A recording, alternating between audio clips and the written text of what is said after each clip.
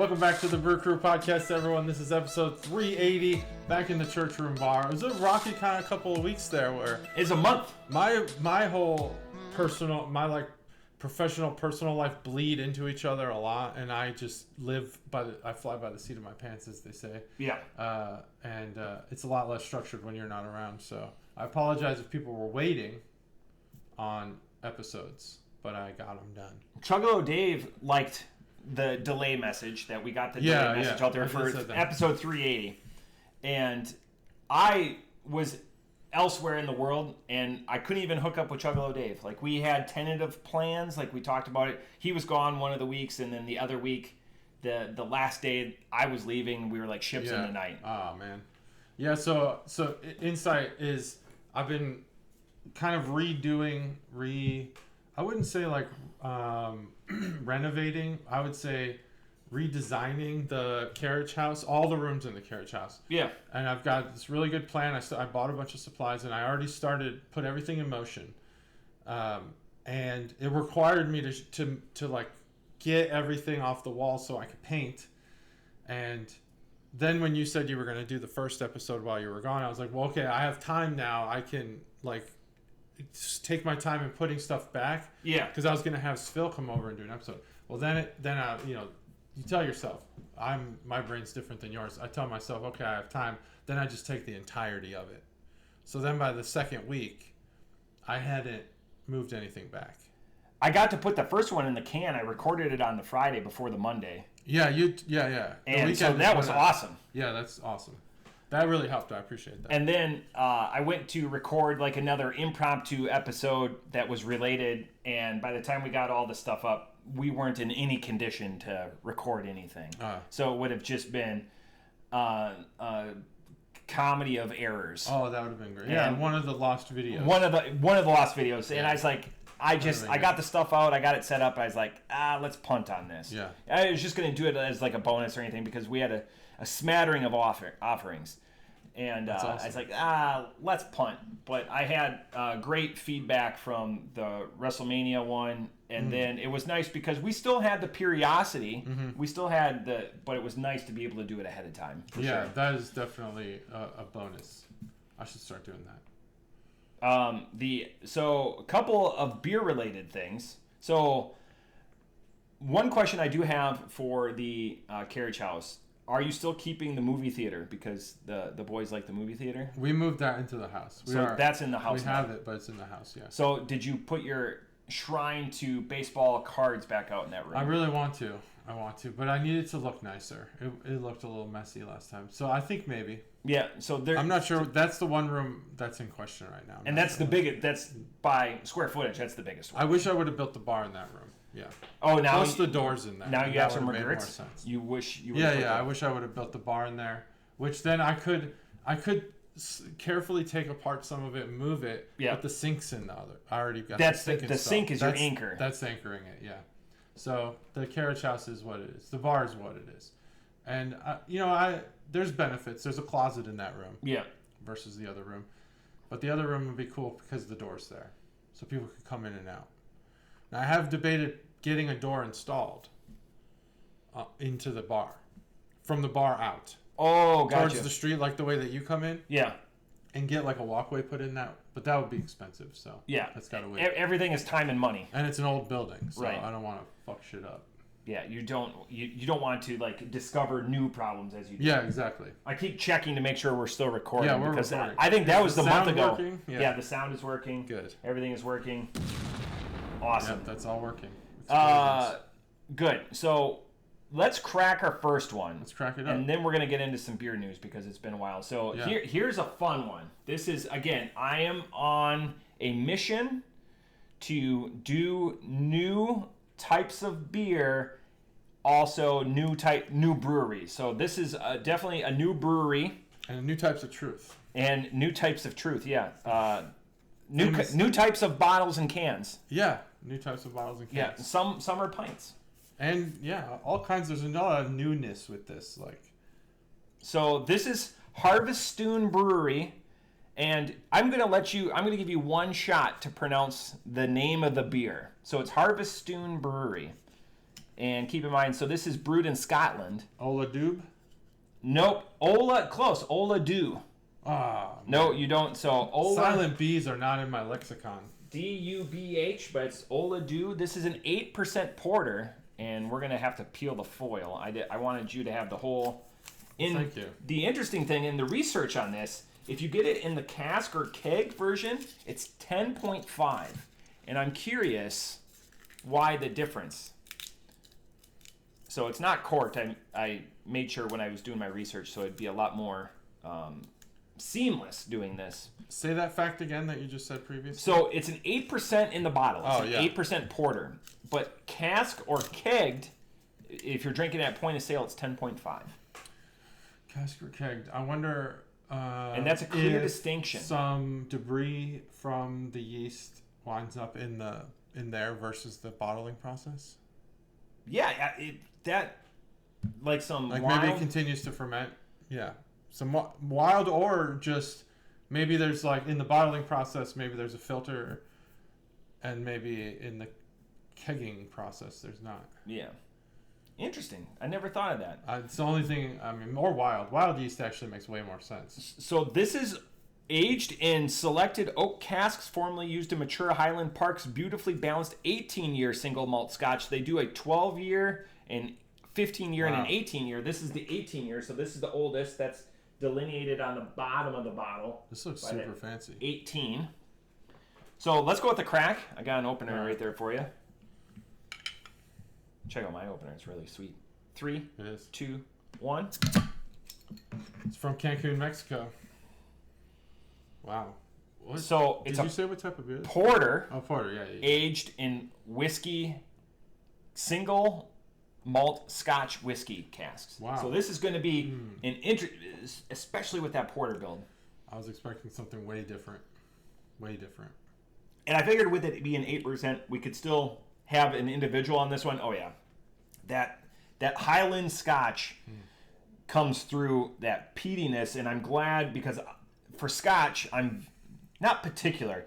I don't care for a Highland Scotch because it's way more peaty. I care for more of a coastal because it doesn't have the strong presence or tannins in it that the Highland Scotch, which is like that, you're drinking it straight from the... It's like how 20, 30 years ago when we'd be like, I don't want to drink IPAs, it tastes like pine needles. But now that's a taste we appreciate.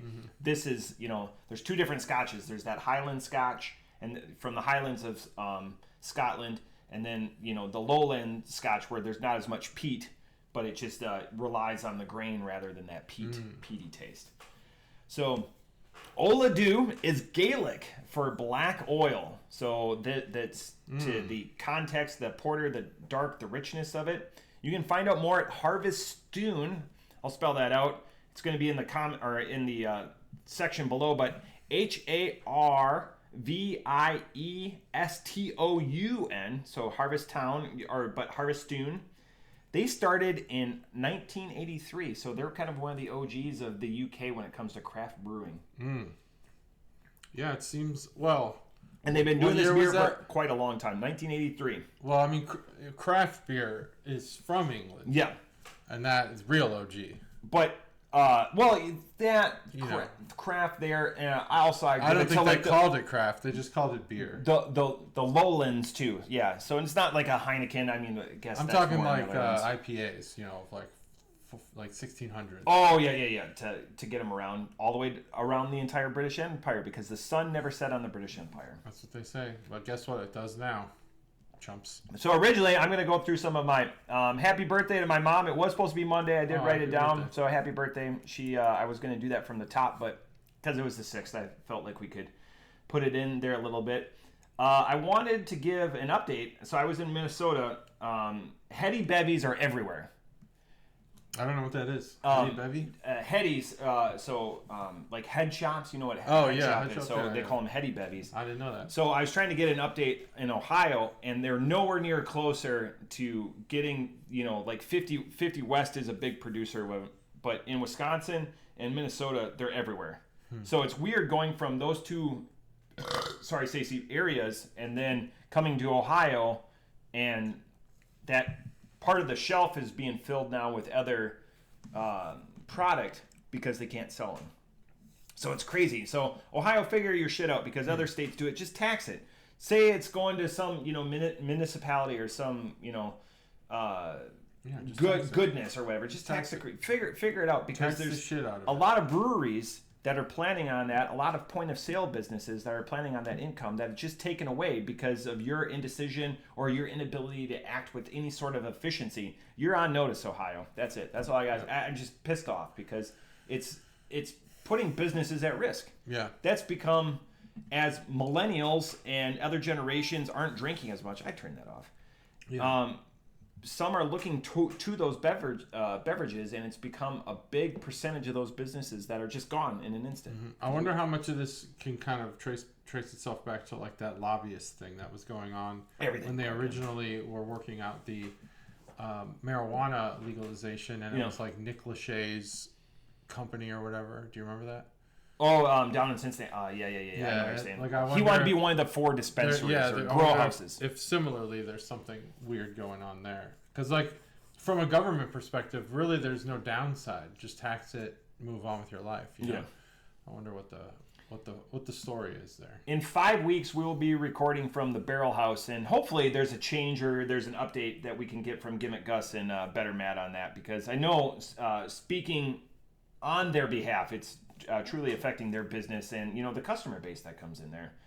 The last thing, point of sale. So when's the last time, this may go over your head, but you're a worldly individual, when's the last time you went into a bar and had like a pickled egg or a pickled never, but you're aware of the... Yeah, I'm aware of it. So in Minnesota, a lot of bars would make their own. They would just pickled, and then they would put eggs in and do it themselves, as opposed to buying it from They are forbidden from doing that in the state of Minnesota because there was 4 cases of botulism that broke out. That makes sense. So one of my favorite breweries up there, out to York, and Chris and Jared, the new owners of York, they can no longer sell it. So we, the group I was with, found them a reseller in Wisconsin that has sealed product, and you can sell sealed product. You can't just make your own. Sealed product makes sense.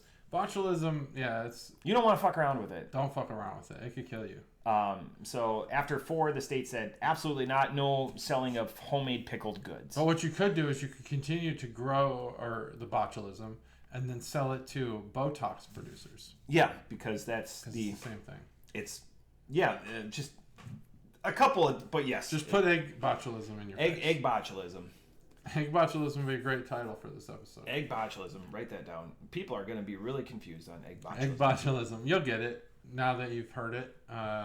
So those are my big news things, especially considering that 5 weeks from now, we're going to be recording from the Barrel House, and then it's going to be the kickoff to the Advent holiday season already, where we're going to have to start collecting numbers. Yeah, we need to start collecting those numbers. Here's a question for you, because if I do it to all 4, it's going to take over that episode. My question for you, should we go past 24 calendars? Oh, you mean should we cap it? This is the adverse of that question is should we cap it? Yeah. Which I think is more significant than leaving it open-ended. Because if we go 1 past it and we get 25, we automatically have to go to what? 36? So the risk for us is minimal. The risk for the Barrel House, that's what I mean. Getting that product, that upscale product, is significant, especially if they can't move it. So then it becomes more, and not the way, because we've always been an approachable podcast. Then it becomes the first exclusive thing that we've ever done. So it's interesting. We need to think about this, because then it becomes, because we've grown every year. Yeah. So in my mind, and how my mind works, I always want to go up and to the right. If we cap it, because we have that risk. Yeah, I mean, that's just, that's growth. That's how you see value is by keeping the accelerator pushed.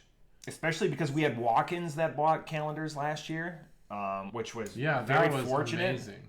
That was amazing. To sell, 3 walk-ins. Gimmick Gus counts as one of them. He was like, I'm taking the last one. He wasn't going to. He wasn't going to. Oh, wow.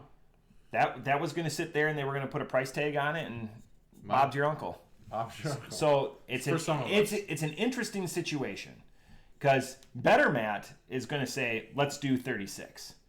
But then we get into like that masthead situation. The third side of this coin, the side of the coin, if you will, some of these places aren't going to be willing to part with 36.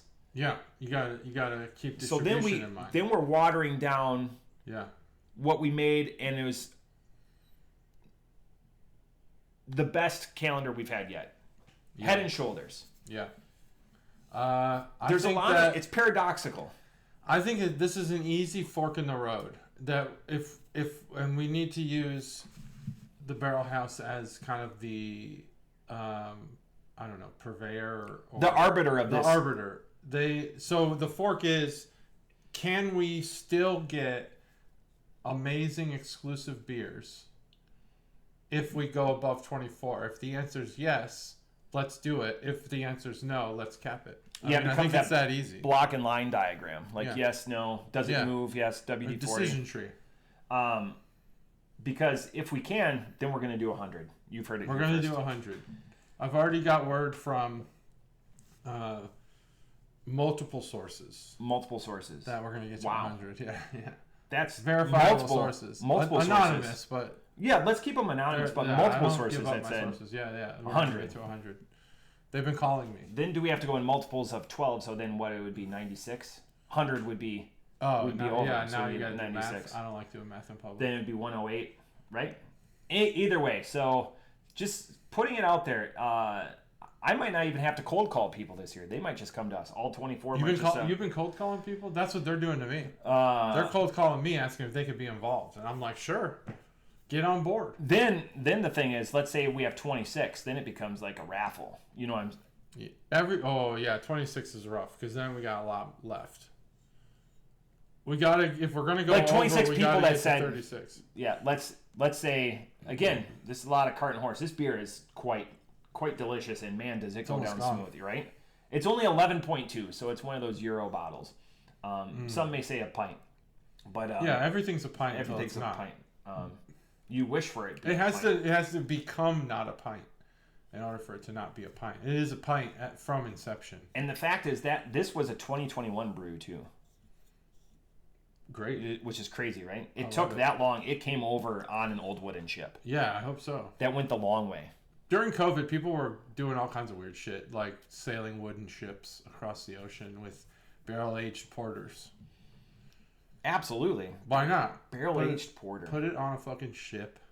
Use the ship wood to barrel-age some stuff, you know? Let's make barrels out of old ships. I remember when I would used to, like when I was in my younger days, I remember when I'd get some good ship wood.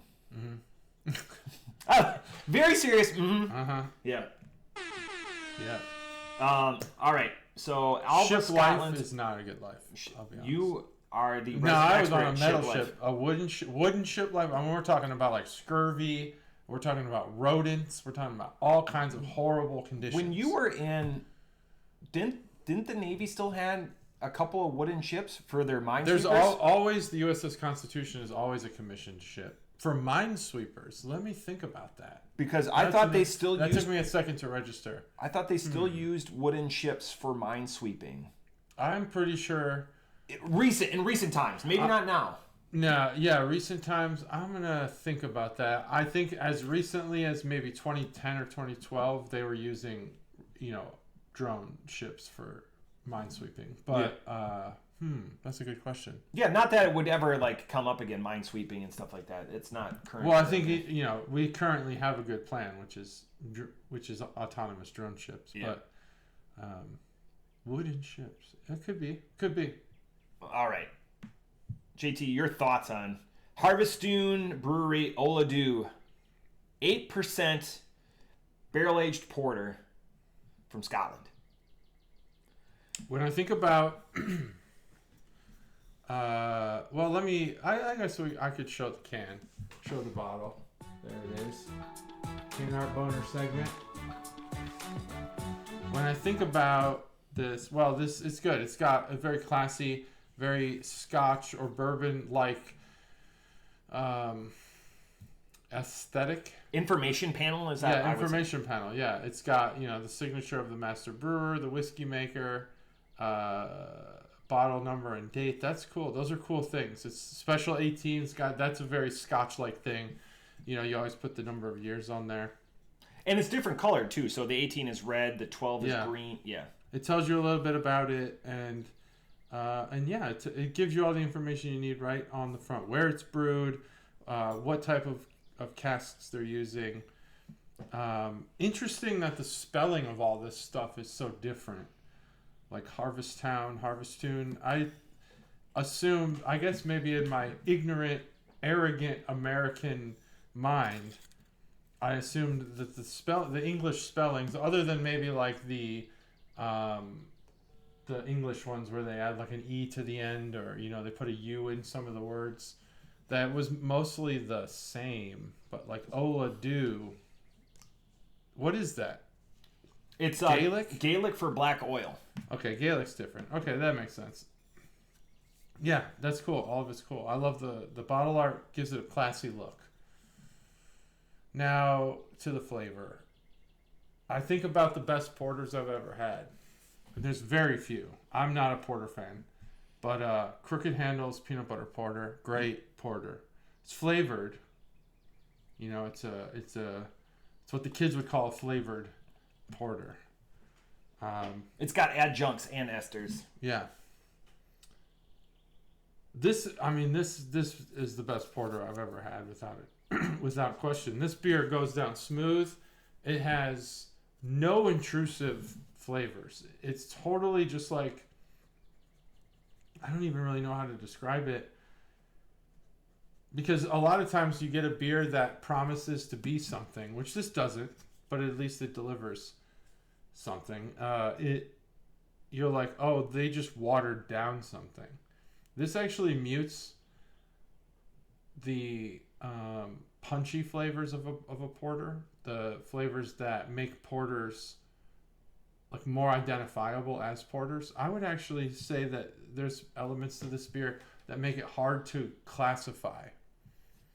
And that would be like, you could stretch this beer on this spectrum. You could go extremely dull but thick brown ale,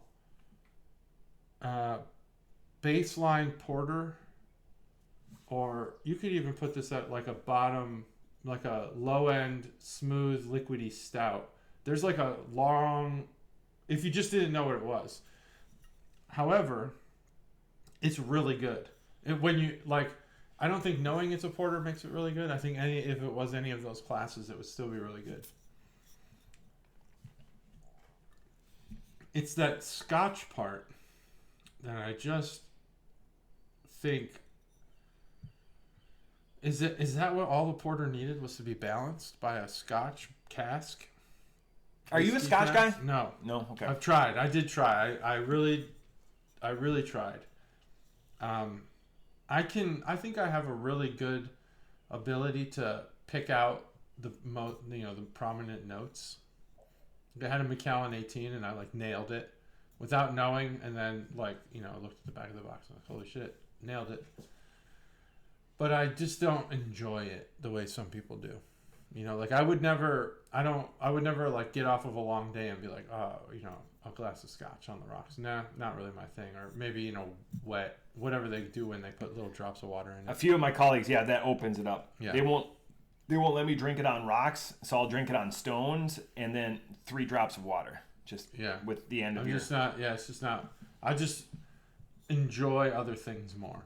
But whatever it's doing to this beer is really amazing. This beer is smooth, easy to drink. It's almost too easy to drink for the class, for the style and class of this beer.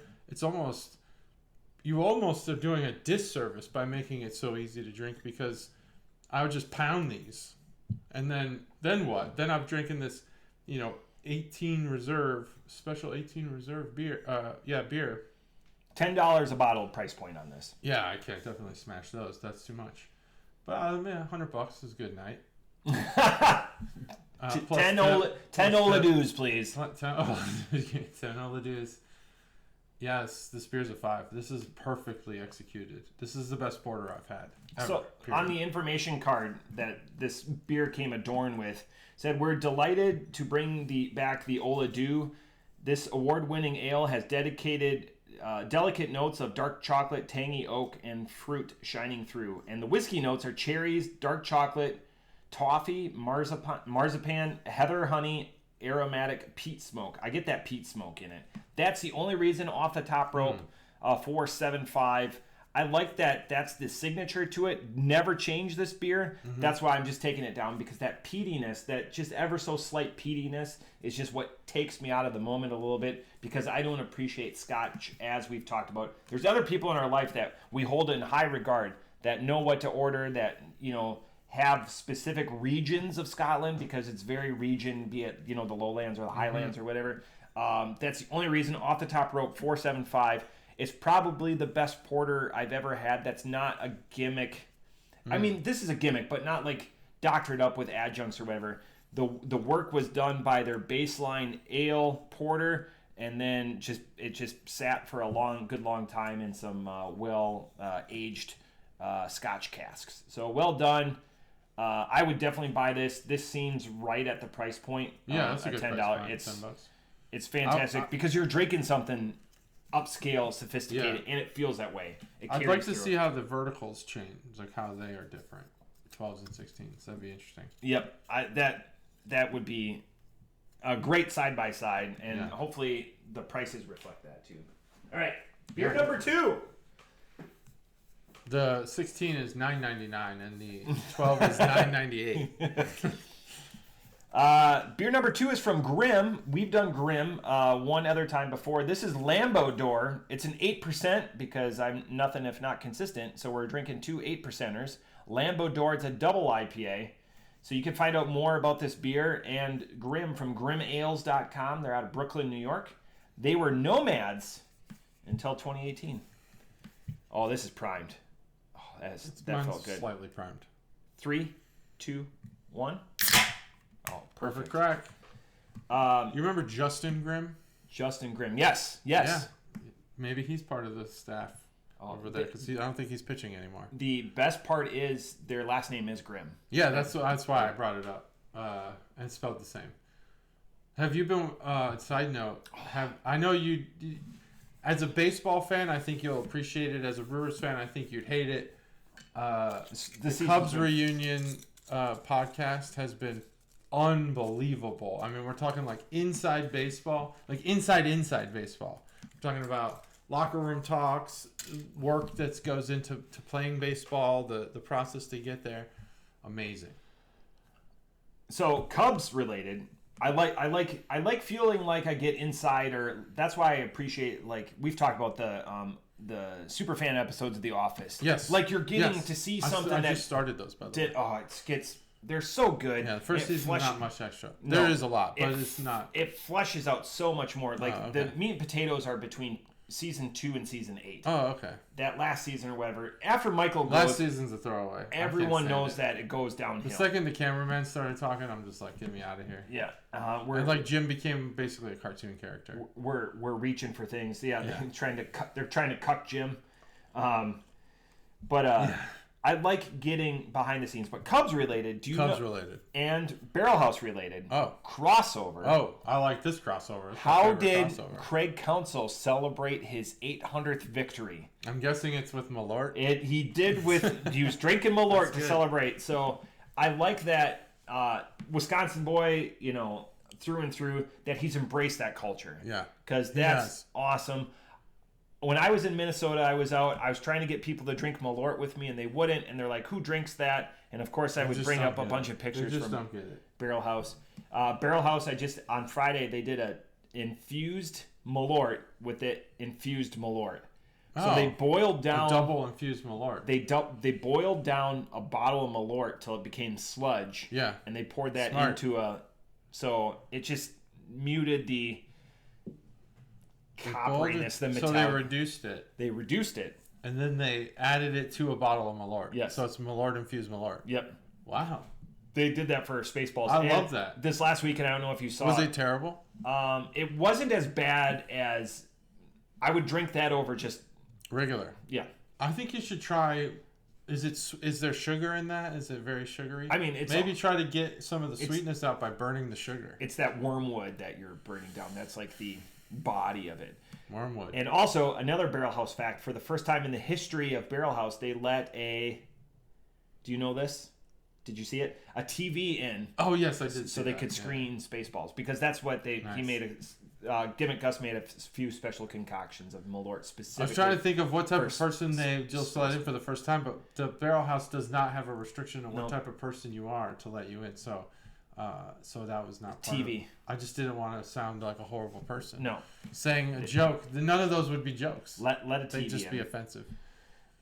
So Grimm, again, GrimmAles.com out of Brooklyn, New York. Nomads until 2018, which is crazy. So essentially, when we started up the podcast.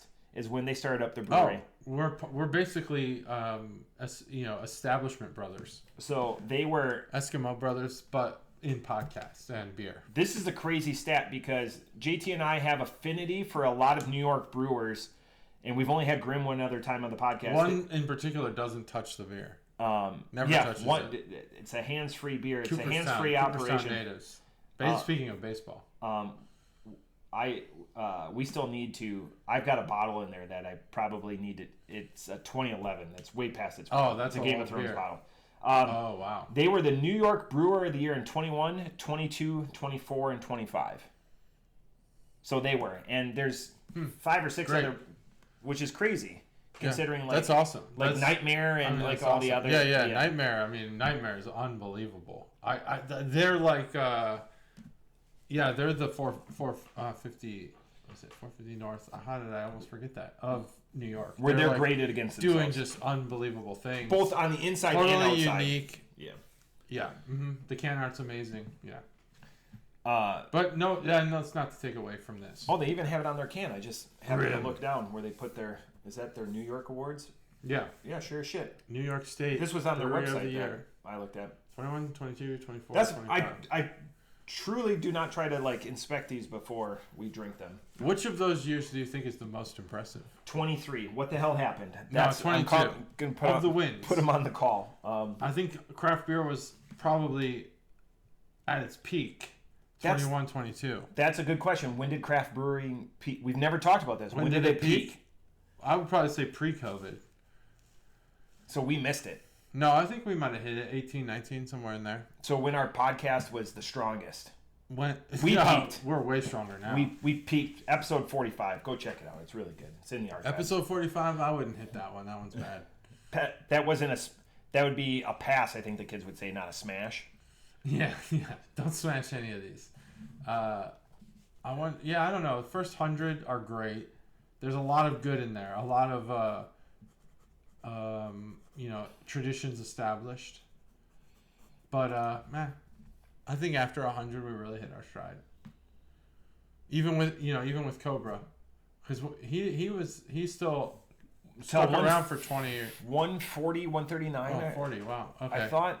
So yeah, I think we hit our stride after 100. I think that's when we started having enough familiarity to toss the conversation around, where we weren't tripping over each other. Oh, absolutely. Okay, yeah, I see what you're saying. And seamless. The conversation wasn't like we really tried to box our conversation in the first 100 episodes into 3 compartments. Yeah. The start, the middle, the end, and we had tried to do commercials, which I think are great. Which, if anyone listens to Tim Dillon, people miss no one does commercials better than Tim Dillon. This guy's hilarious. But yeah. People do miss them. We talk about it. We did. We did a commercial. We did 2 commercials in the last 20 episodes. I know because you did them. The looseness of this style, I think, is better. It fits the modern podcast format. Oh yeah. We've evolved. This is how podcasts are now. We've for sure evolved. Yeah. And we've gone up subs in the last little bit without clamoring for them. I know. The owner of the bar, I remember because Ouch Out, he hit this. He's like, "Oh, you do a beer podcast?" And he looked it right up and hit it right there.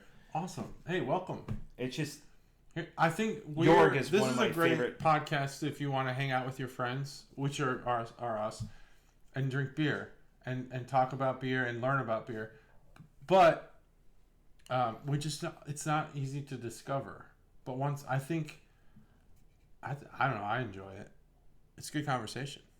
That's what it is, and we don't pre-produce. So like I'll write down notes or like we bring beer news or whatever. But after that, it's just wherever we meander. Yeah, and like I don't know if you still, and you don't have to like reveal anything about yourself, but I don't know if you still listen to like Adam Carolla. No, it fell off my radar when he got rid of Bald Brian and Gina. Okay. I still listen to the Ace Awards, but even that, because that's a boiled down Malort. That's a condensed version.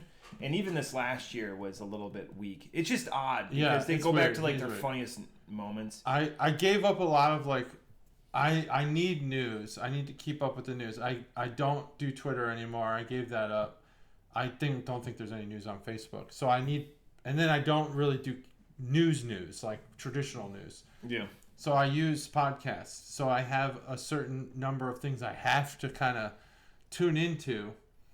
And sometimes I think Adam Carolla gives like a really interesting take sometimes, but you got to fit us in because we're not talking about news. And we're not probably talking about stuff that you have on your list of things you need to capture. Yeah. But I think we could fit in for people who just want to relax. What's on? Okay, so I'll just my must watches that I must take in. I don't have any on my podcast anymore. I watch the weekly episode of Beer Meets Food, so his food challenge, and then I watch Kill Tony. Oh yeah, those are my two. I don't have like gotta have. I have. I'll be honest. I have way too much work, and I don't balance work-life balance very well. But those are in my podcast. My priorities are definitely like if there's a new episode of Kill Tony, I watch Kill Tony. I love Kill Tony.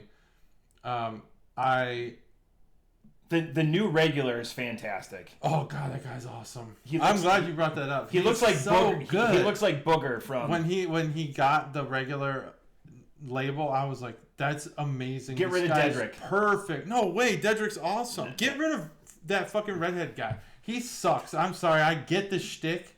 He's just not funny. Dedrick, the hate online for Dedrick is awesome. He's so funny. His same set from the WrestleMania episode from this last week. Oh, he did? It was filmed. I didn't know they that. were filmed back. I think the same shirt. Funny.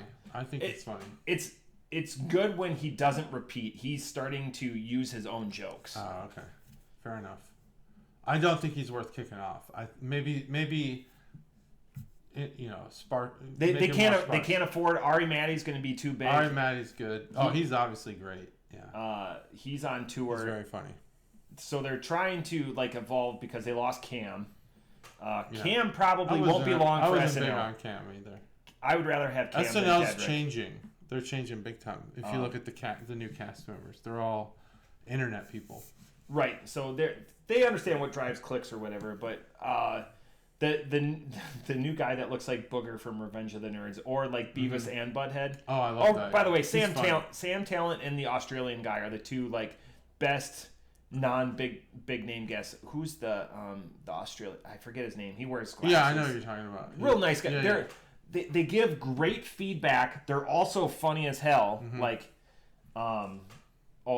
when Heidi came out. Heidi, by the way, Wisconsin gets to claim that she's from Wisconsin. I knew you'd bring that up because it's funny when he said that she's from Wisconsin. That's funny. That guy really won me over during that conversation. I didn't like him until he conversed with Heidi. That comedian. Really? I was like, he handled that perfectly. God, why can't I remember his name? He came out and he's just like, he went like, from golden what's up, dogs? What's up, my dogs? Or whatever he said. Like, that was really funny. But he's got the look too. How he conversed with Heidi was really, really good.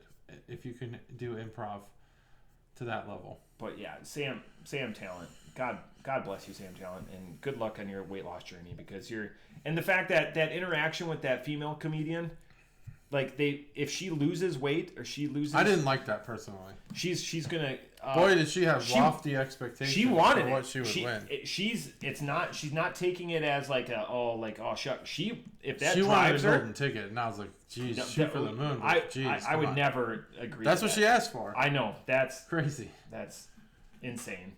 But that was a really good episode after a bunch of misses recently. That was a really good episode. Yeah. Without relying on a big name. Without relying on an Adam Ray or a Shane Gillis or someone like that to ride clicks. Yeah.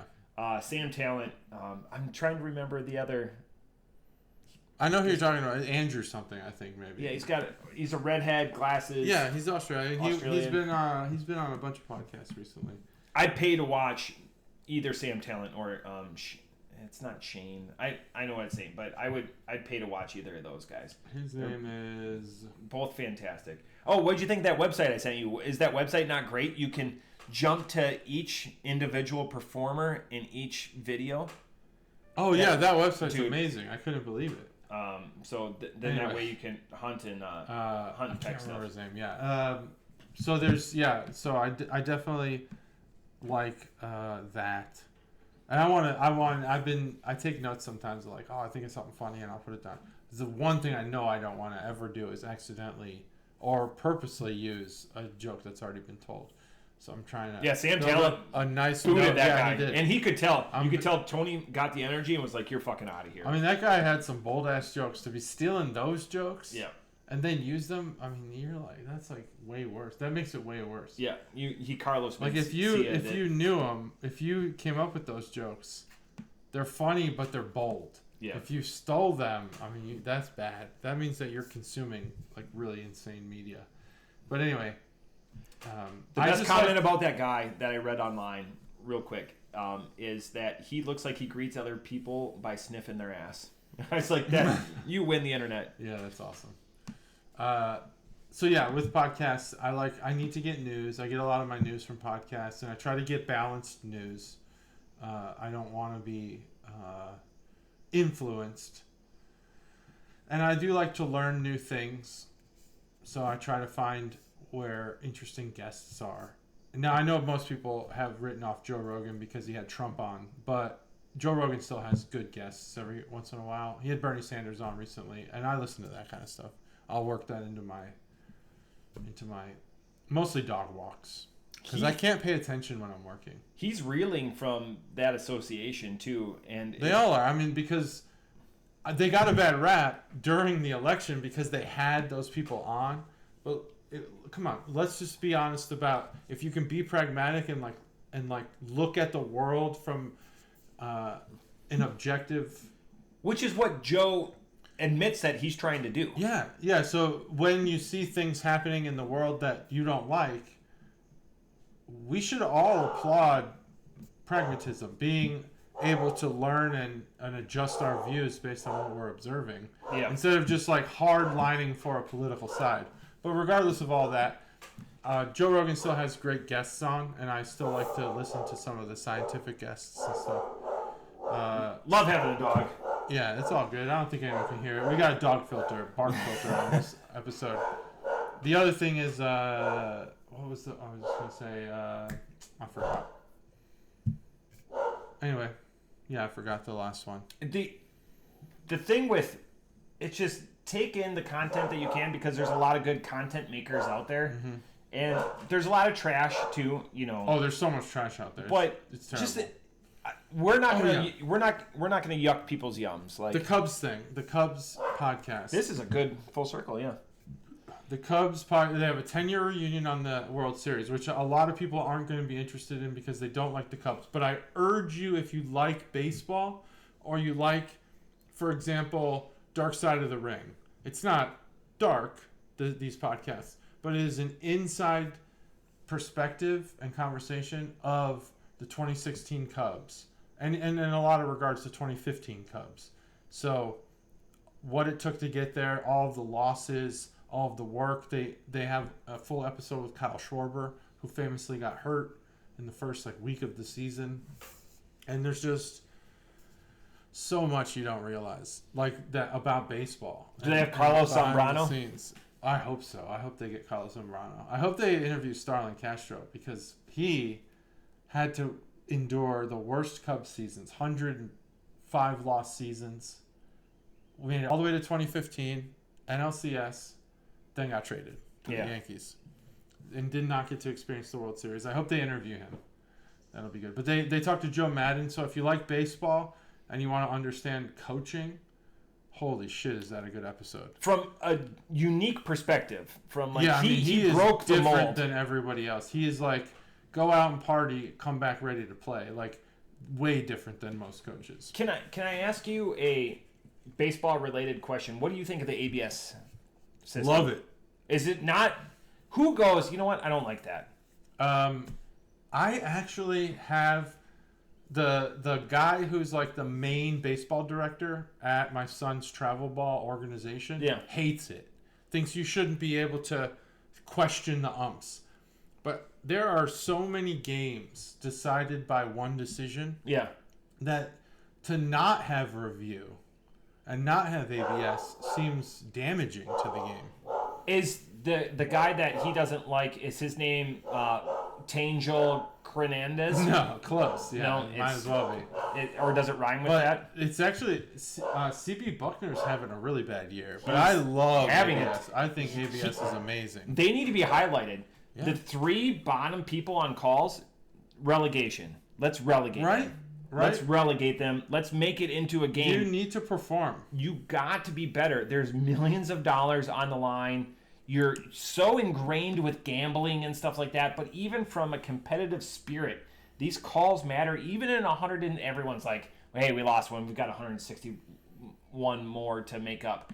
The bottom 3 the top 3, they should get performance bonuses. Yeah. Or the top 10%. Yeah, you should. The bottom 5%, should be relegated. Send them to AAA. Yep. Make them like. When you're a baseball player, and like we're tracking one stuff pitch, now. one play matters. Like you get a certain amount of at bats in a year, and let's say you beat out. This is not ABS, but if you beat out a throw to first on a bunt or something, which has happened to my son twice this year. And they call you out, that's the thing that happened to him twice. He beat it out. I got it on video, and they called him out. Those 2 safe calls have like a 50-point difference in his batting average, based on how many maybe his on base percentage. On base, yeah. I was going to say his batting average. Based on how many at bats he's batted 4 times. Yeah, no, not quite that. But on base percentage, based on how many times based on his plate appearances and stuff, it's like, well, maybe 25. Let's say 25 points.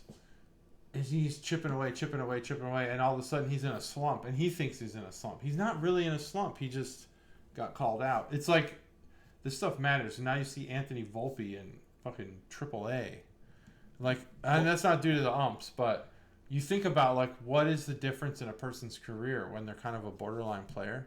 And his replacement is just gangbusters. I mean, who is his replacement? It's I don't even know.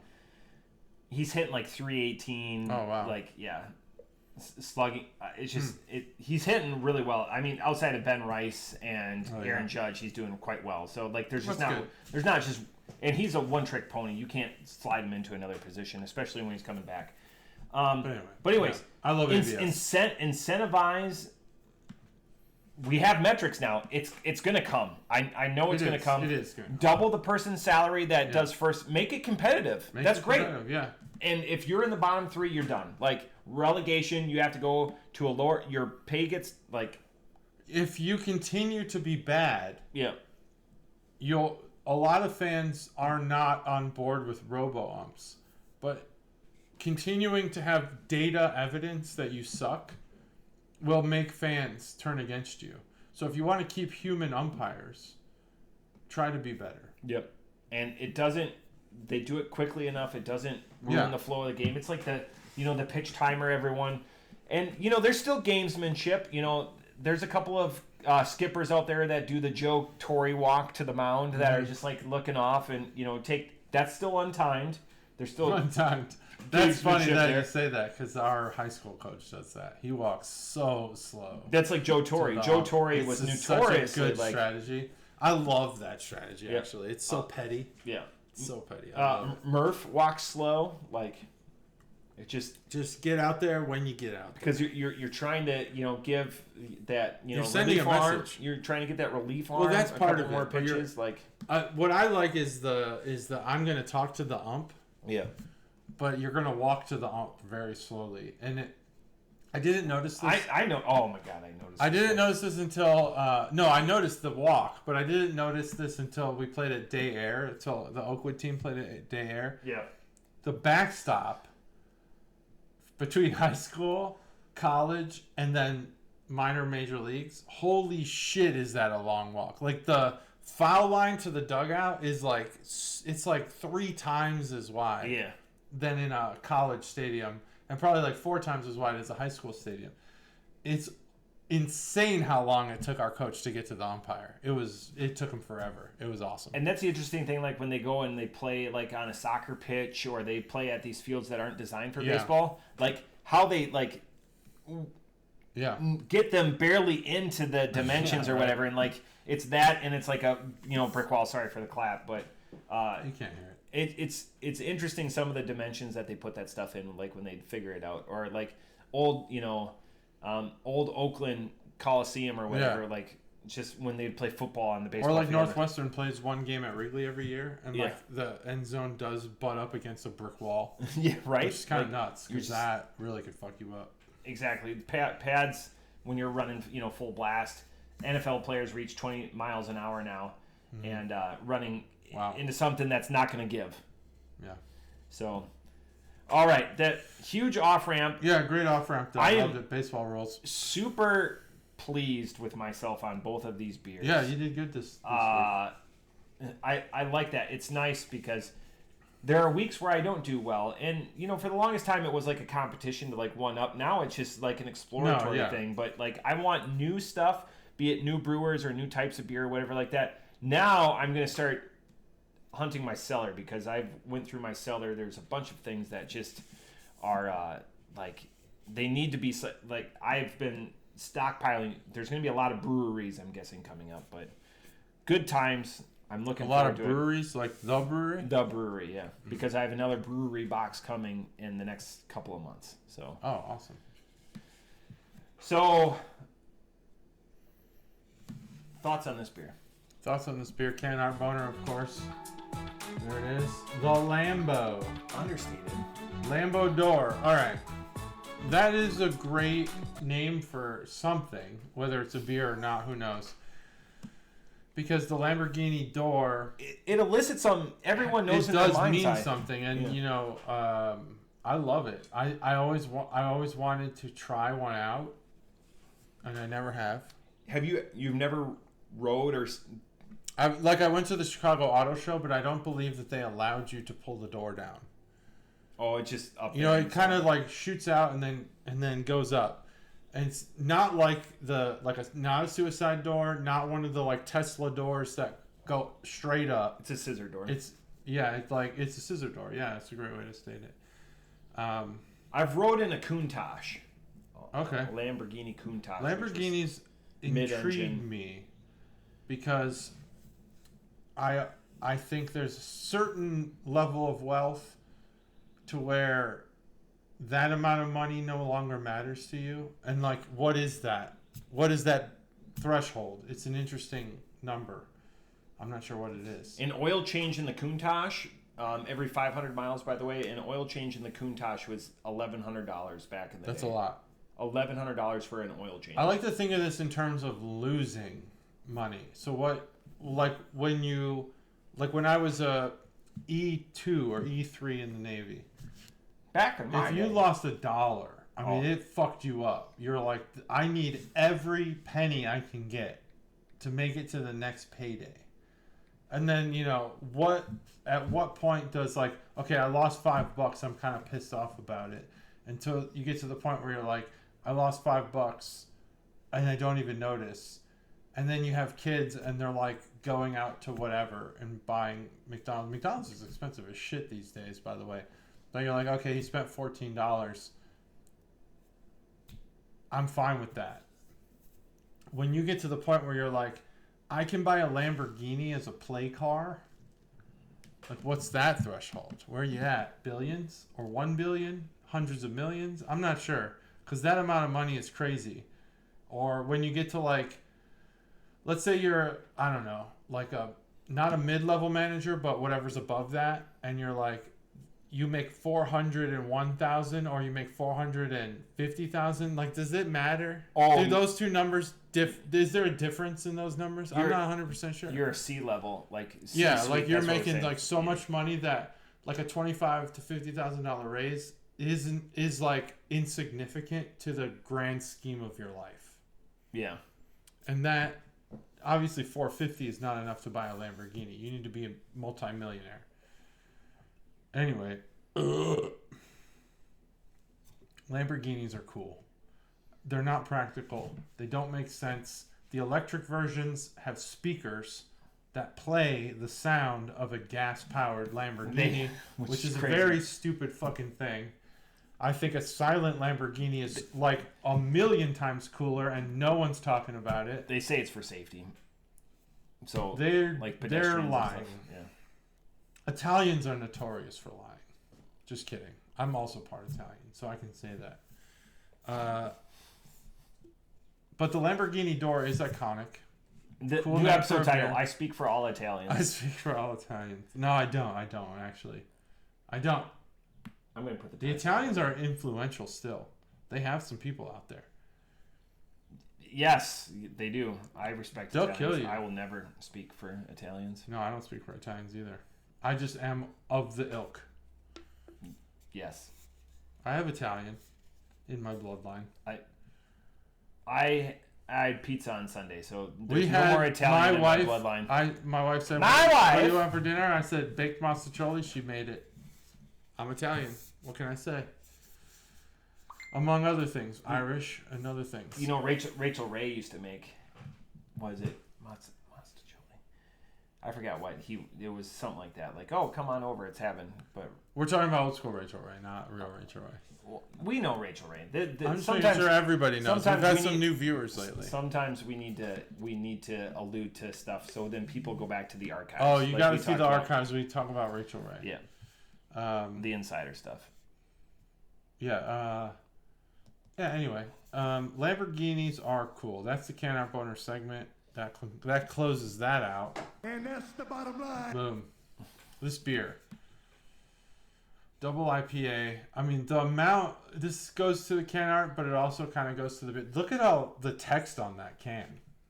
What do you want me to, like, do my homework and shit? Like, that's so much text. You gotta... Let me give you a tip.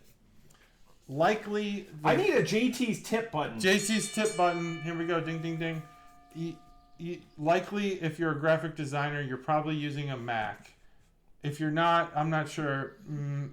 You should probably find someone who uses a Mac because graphic design is better on a Mac. In Apple's infrastructure in their OS, there's an automatic summary button when you reach a lot of text. Have your can designer right-click on that text and hit summary. And then this text will be summarized into many fewer words. But it's a lot of words. It talks about things, DIPAs, years, cities, all kinds of really just crazy things. But they do mention that the Lambo remains a benchmark of the style and a reminder of how stunning, well-executed... Come on, people. This is written by AI, probably.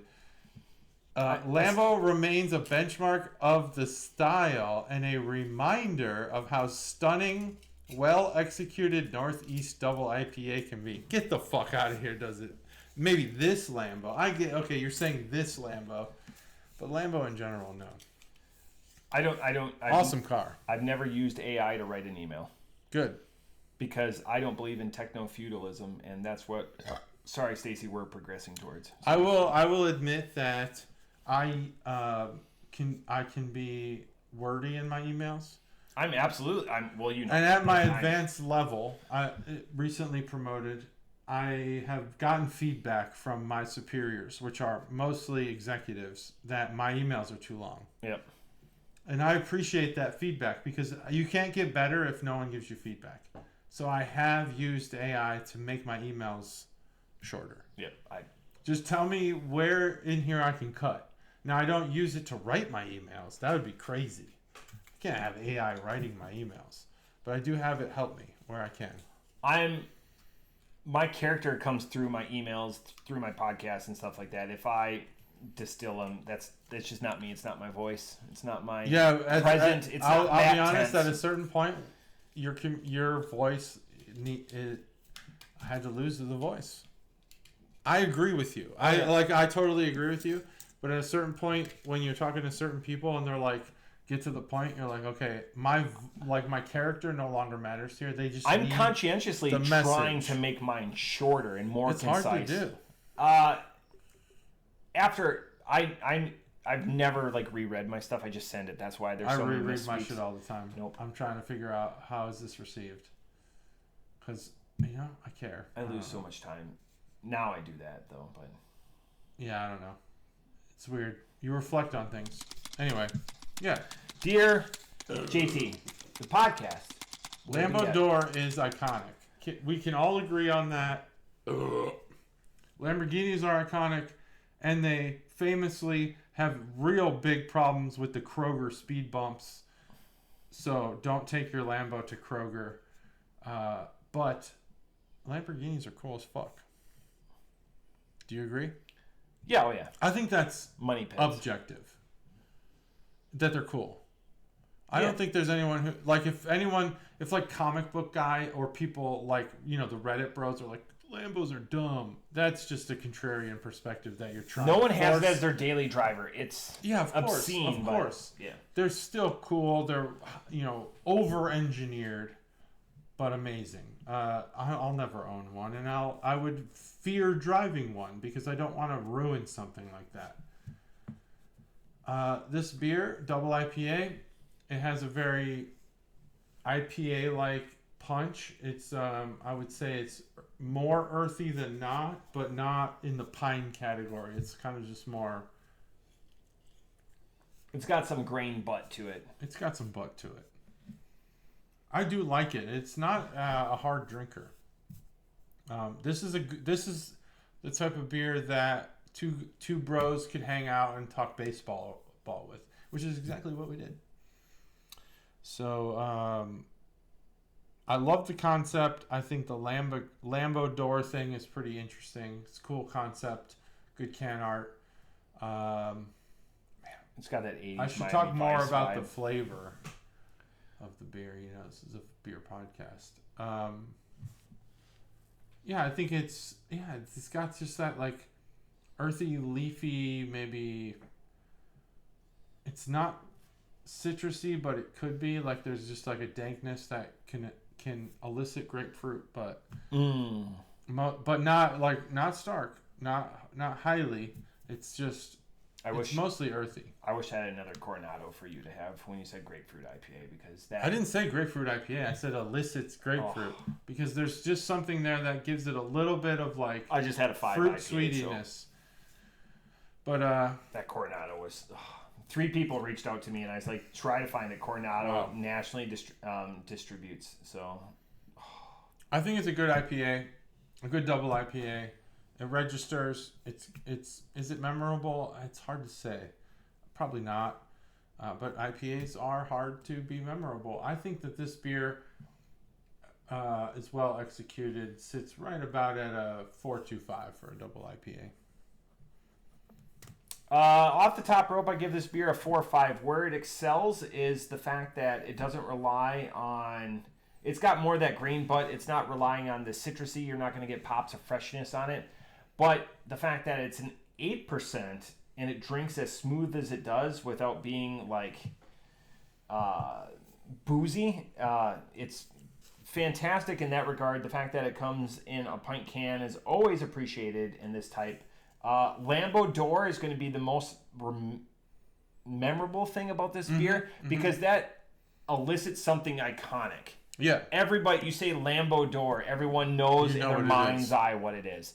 So smart to associate yourself rather than something nebulous like Farmer's Daughter's Scythe or something like that, because you're like, whatever. Farmer's Daughter's Scythe. That's another good name for that. Lambo Door, everyone's picturing that scissor door for the most part. Everyone, at least in that craft beer game or something, there might be a 70-year-old that doesn't, or a newly 22-year-old or something like that. But men and women of a certain generation or whatever have that mind's eye. Yeah. So that, if you imprint based off of the name, that's very smart marketing because it's like, oh, because it's something exclusive, it's something at that price point, which JT really illustrated like at what point that puts it at. This doesn't have the Lamborghini price point. No. Grimm beers don't, which is good. But yeah, off the top rope, a 4.5. I enjoyed it. I could see where this would be a daily drinker. It moves definitely into that realm. It's not on episode backtrack 377. I had that Coronado Grapefruit IPA, which is the first IPA I've given a 5 to out of a 120 minute. So now there's benchmarks that have been created. As I told JT, 3 people asked for it. 1 person found it. So they're still out there, those Coronado IPAs.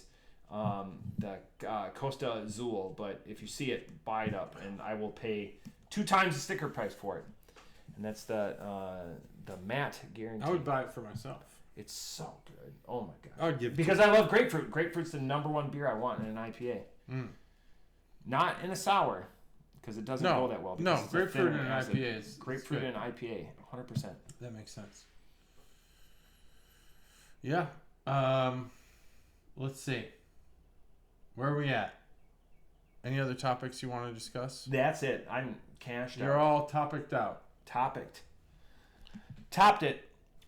Did you know that they're building a building in Dubai that's going to be a kilometer high?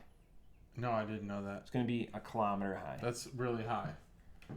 It's going to beat the Burj by, over 800 feet? Holy shit. 800 or 900 feet. 800 feet? Holy fuck, dude. That's 80 floors. Right. Oh, it's massive. It's in the Middle East. I forget. It's not in UAE That either. seems dangerous to me. I mean, it's solid. It's in the middle of a tectonic plate. So there's like, how high is Mount Everest? When do you start getting into, like, really that's bad 27,000 or 29,035. Yeah, okay. That's way high. Well, never mind then. I'm just thinking, like, no, it's at some point you're getting into, like, that's miles. Air. That's what 5 point. Yeah, whatever it's high miles. up there. You're getting into, like, air that's hard to breathe. That's like a crazy amount of stories. Holy shit! But I bet you someone's gonna challenge it. Wow, interesting. Yeah, it's Saudi Arabia. The Jedi Tower. The Jedi Tower. I'm surprised Saudi Arabia is making a push for tourism. I don't know if I'd ever go there. It's going to be 1,000 meters. It's going to be a kilometer tall, 3,281 feet, 157 floors. Wow. Yeah, I've never been, and I don't know if I would. And right now, it's just surpassed the 100th floor, around 400 meters. So it's how wide is it at the base? That's got to be pretty significant too. Oh yeah, because it definitely has. Yeah, you got to have a lot of like weight-bearing beams and stuff. I did watch a building get built in downtown Chicago when I worked down there for that 1 year. It's pretty impressive. Yeah, it's pretty impressive what they do. Sorry, it's only going to be 590 feet taller than the Burj. Oh, wow. Big difference. 56 stories at minimum taller. That's so far. And it's only 1.2 billion. It seems really affordable when they say it that way, but yeah.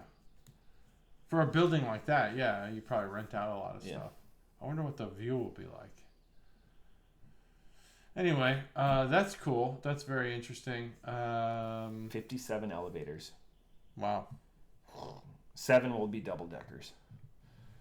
Double-decker elevators? Yeah. Oh, you've never seen that? No. Oh, yeah. Just... Cool. It's just... That makes sense. People movers for these larger the coordination seems weird. Or you mean, like, literally double-decker elevator? Or, like, two... It stops at 2 and 3. One stops at a certain floor, and then this one takes over. It stops at 2 and 3. Oh, that's interesting. I haven't seen that. And then goes to 57, 58. Oh, okay. Well, I know, like in the Sears Tower, or what they call the Willis Tower, no one calls it that. Nope. You can only get so high in one elevator, then you have to get off and get into a different elevator. The express elevator or whatever. All the way up, yeah. Yeah, exactly. But that's cool. I like that. Yeah, keep innovating. Innovation is fun, and I think we want to see what the limits of human innovation are. And building insanely tall buildings is one of those things. That's it. That's episode 380. Oh, Only man. 20 more to go. We weren't recording. Dang. I'm not joking. New episode coming right now.